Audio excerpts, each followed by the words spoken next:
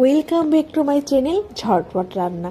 আমি আপনাদের সাথে আটার আরেকটা মজার রেসিপি শেয়ার করব। আমি বানিয়ে নিব গজা।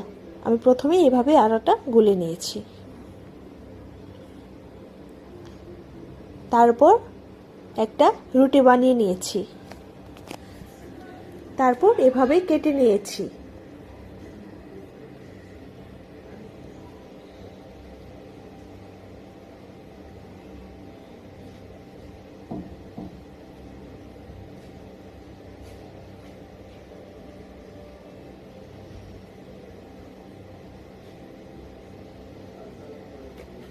তারপর এগুলো তেলে ভেজে নিয়েছি।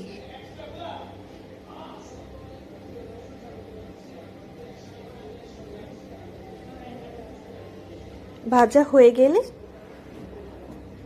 চিনির শিরা বানিয়ে নিয়েছি।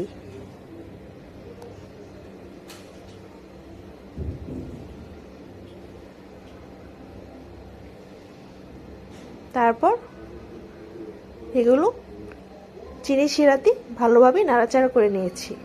এই তো হয়ে গেছে আমার মজাদার গজা, আমার ঝটপট রান্নার ঝটপট রেসিপি গজা। আপনারা বাসায় অবশ্যই ট্রাই করবেন, খেতে অনেক মজা হয়েছে।